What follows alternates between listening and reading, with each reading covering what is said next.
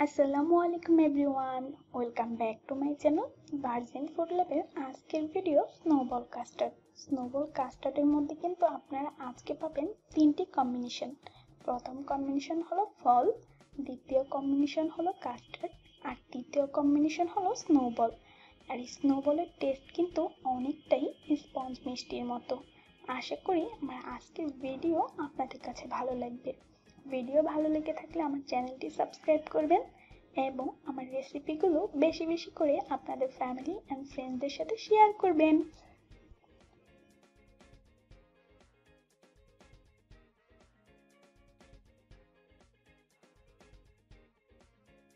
প্রথমে আমি কাস্টার্ডের মিশ্রণ তৈরি করে নিব। তার জন্য একটি বাটির মধ্যে নিয়েছি 2টি ডিমের কুসুম, আর ডিমের সাদা অংশটি আলাদাভাবে অন্য বাটির মধ্যে নিয়েছি। সেটা কি করব আপনাদেরকে আমি একটু পরে দেখিয়ে দিব। কুসুমের মধ্যে নিয়ে নিলাম মেজারমেন্ট কাপের হাফ কাপ চিনি। মিষ্টিটা আমি আমার টেস্ট অনুযায়ী দিয়েছি, আপনারা আপনাদের টেস্ট অনুযায়ী বাড়িয়ে বা কমিয়ে অ্যাডজাস্ট করে নিতে পারেন। 1 চা চামচ দিয়ে দিলাম ভ্যানিলা এসেন্স, সেই সাথে দিয়ে দিলাম 1/4 চা চামচ লবণ, সবশেষে দিয়ে দিলাম 2 টেবিল চামচ কর্নফ্লাওয়ার। তারপর একটি কাঁটা চামচের সাহায্যে সবকিছুকে খুব ভালো মতো এখন আমি মিক্স করে নিব।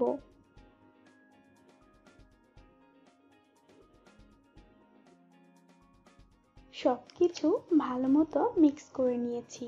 এখন এই মিশ্রণের মধ্যে আমি দিয়ে দেব মেজারমেন্ট কাপের হাফ কাপ লিকুইড দুধ। এই দুধটা আমি কোনো রকম জাল দিইনি, কাঁচা অবস্থাতেই দিয়েছি।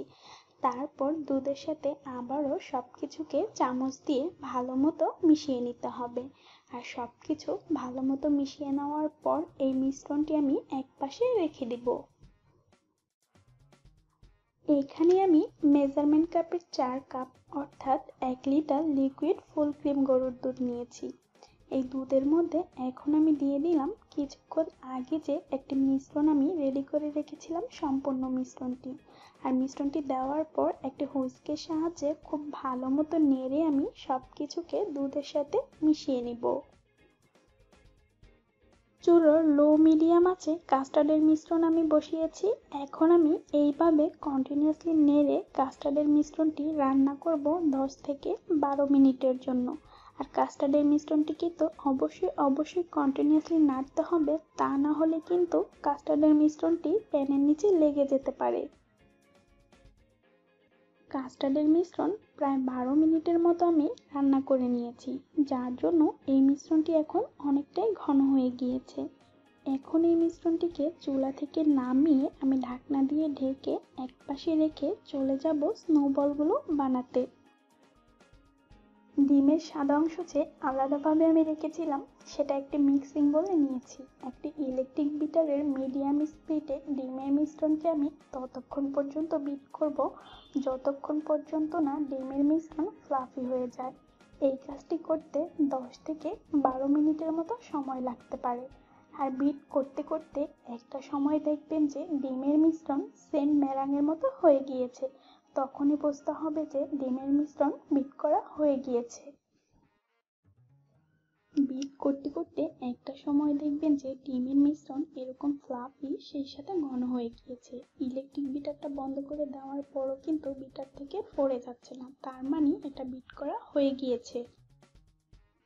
স্নোবলগুলো বানিয়ে নেওয়ার জন্য একটি গোল এরকম চামচ নিয়েছি। এই চামচের মধ্যে সামান্য তেল মেখে নিয়েছি। এখন এই চামচের সাহায্যে এইখান থেকে ডিমের মিশ্রণ এইভাবে নিয়ে আমি কাস্টার্ডের মিশ্রণে দিয়ে দিব। চুলোর আঁচ মিডিয়ামে রেখে কাস্টার্ডের মিশ্রণ আমি চুলোয় বসিয়ে দিয়েছি। এখন এই মিশ্রণের মধ্যে একে একে স্নোবলগুলো আমি দিয়ে দিব। আর স্নোবলগুলো দেওয়ার সময় একটু জায়গা ফাঁকা রেখে দিতে হবে, তার কারণ হলো এগুলো ফুলে কিন্তু আরো দ্বিগুণ হয়ে যাবে। আর এগুলো এবড়ো থেবড়ো হয়ে গেলেও কোনো সমস্যা নেই, এগুলো নিজে থেকেই কিন্তু গোল হয়ে যাবে।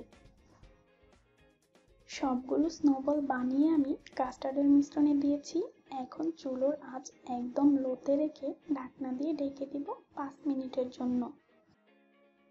5 মিনিট পর আমি ঢাকনা উঠিয়ে নিলাম। স্নোবলগুলো ফুলে ডাবল হয়ে গিয়েছে। এখন আমি খুব সাবধানে প্যান ধরে এইভাবে ধুলিয়ে দিব। আর এই ডিমের সাদা অংশ রান্না হতে খুব বেশি সময় লাগে না, যার জন্য স্নোবলগুলো কিন্তু খুব দ্রুতই সেদ্ধ হয়ে যাবে, অর্থাৎ কুক হয়ে যাবে।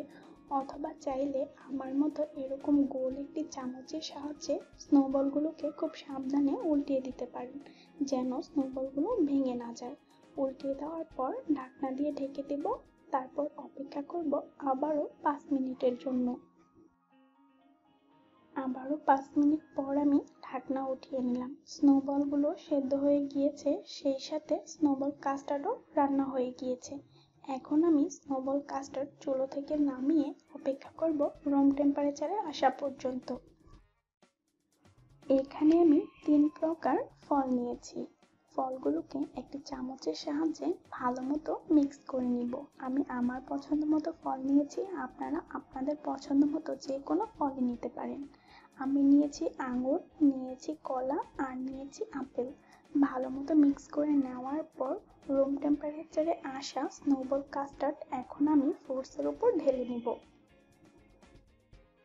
সম্পূর্ণ স্নোবল ঢেলে নেওয়ার পর এর উপরে এখন আমি ডেকোরেশনের জন্য আগে থেকে কিছু আঙুর চিকন চিকন করে কেটে রেখেছিলাম, সেগুলো দিয়ে দিব। এটা একেবারেই অপশনাল, আমি দিয়েছি জাস্ট ডেকোরেশনের জন্য।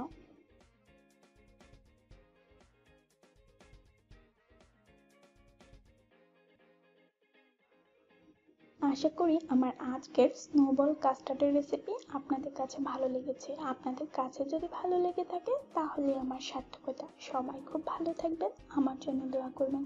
আমার ভিডিওটি এতক্ষণ সময় নিয়ে দেখার জন্য আপনাদের সবাইকে অনেক অনেক অনেক ধন্যবাদ। আল্লাহ হাফেজ।